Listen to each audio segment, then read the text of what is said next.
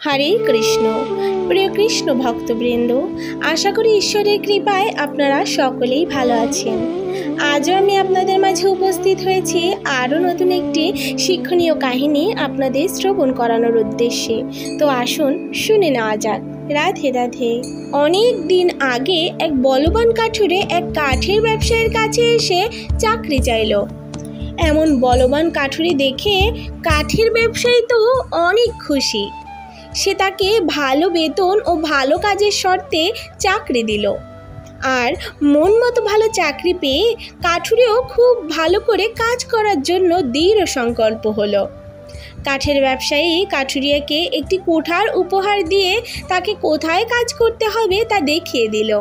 কাঠুরে তার কাঁধে সেই কুঠারটি নিয়ে কাঠ কাটতে চলল কাঠের ব্যবসায়ীর দেখিয়ে দেওয়া বনে। প্রথম দিনই কাঠুরে 18টি গাছ কেটে আনলো। কাঠের ব্যবসায়ী তো কাঠুরের এই কৃতিত্বে দারুণ খুশি। সে কাঠুরিয়াকে বলল, খুব ভালো, এইভাবেই কাজ করে যাও। মালিকের কথায় উৎসাহিত হয়ে কাঠুরে পরের দিন জঙ্গলে কাঠ কাটতে গিয়ে কঠিন পরিশ্রম করলো। ভেবেছিল সে আগের দিনের চেয়ে আরও বেশি গাছ কাটবে, কিন্তু তা হলো না। সেদিন অর্থাৎ দ্বিতীয় দিন সে মাত্র 15টি গাছ কাটলো। তৃতীয় দিনও সে কাঠ কাটতে গিয়ে সারাদিন আরও কঠিন পরিশ্রম করলো, কিন্তু সেদিন সে মাত্র 10টি গাছ কাটতে সক্ষম হলো। এভাবে যত দিন যায় ততই তার গাছ কাটার সংখ্যা কমতে লাগলো, অথচ তার পরিশ্রমের কমতি ছিল না।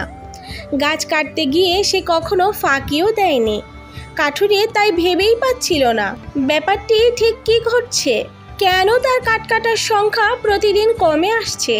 সে মনে করল নিশ্চয়ই তার শরীরে বল কমে যাচ্ছে। একদিন সে তার মালিক অর্থাৎ সেই কাঠের ব্যবসায়ীর কাছে গিয়ে ক্ষমা ভিক্ষা চাইল। সে কাঠের ব্যবসায়ীকে বলল, আমি ঠিক বুঝতে পারছি না কেন এমন হচ্ছে। সব শুনে কাঠের ব্যবসায়ী কাঠুরিয়াকে জিজ্ঞেস করলো, শেষ কবে তুমি তোমার এই কুঠারটিকে ধার দিয়েছিলে বলো তো? প্রশ্নটি শুনে কাঠুরে যেন অবাক হলো। সে বলল, ধার দেওয়া? না না, আমার কুঠার ধার দেওয়ার সময় কোথায়? আমি তো গাছ কাটার চেষ্টাতেই সারাদিন ব্যস্ত। এই কাহিনীটির শিক্ষণীয় বিষয় এটাই যে আমাদের জীবনটিও ঠিক ওই নৈতিক শিক্ষামূলক গল্পের কাঠুরের মতো। কেননা দেখা যায় যে এই জগতে মানুষ যতটাই ব্যস্ত ততটাই সে অসুখী। সে আরও সুখী হওয়ার বাসনায় জড় উপকরণ সংগ্রহে সর্বদা ব্যস্ত। তার অন্য কিছু ভাবার সময় নেই, কিন্তু তবুও সে তার আকাঙ্ক্ষিত সুখ লাভ করছে না। এর কারণ কি? এর কারণ হলো আমরাও আমাদের জীবনরূপ কুঠারটি ধার দেওয়ার কথা বা শান দেওয়ার কথা ভাবি না। আমরা ভাবি আমাদের সময় নেই, আর তাই জীবনের জন্য যা গুরুত্বপূর্ণ তা অবহেলা করি। এই জীবনের জন্য গুরুত্বপূর্ণ কি? আমি কে সেটিই জানা। আমার কেন জন্ম হয়, কেনই বা মৃত্যু হয়, এই মানব জন্মের উদ্দেশ্যটি কি? এই জগৎটি কি মায়ার জগৎ? এখানে সব কিছু অনিত্য তথা চিরস্থায়ী নয়, কিন্তু আমাদের প্রকৃত স্বরূপে আমরা হচ্ছি নিত্য।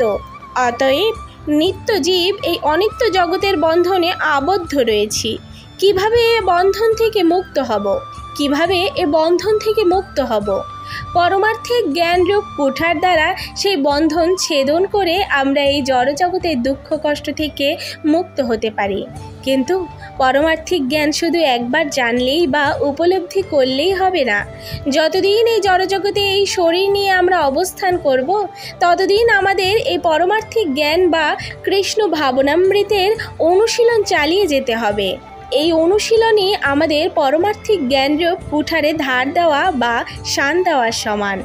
এই কুঠারের শান অটুট না থাকলে উপরিউক্ত গল্পের কুঠারিয়ার প্রতিদিন গাছের সংখ্যা কমে আসার মতোই মায়ার বন্ধন ছিন্ন করার পরিণামও আমাদের ক্রমশ কমে আসবে এবং পরিশেষে পুনরায় মায়ার দ্বারা বিভ্রান্ত হয়ে সময় নেই রোগে আক্রান্ত হয়ে মায়ার বন্ধনেই আবদ্ধ হয়ে দুঃখ দুর্দশা ভোগ করতে হবে।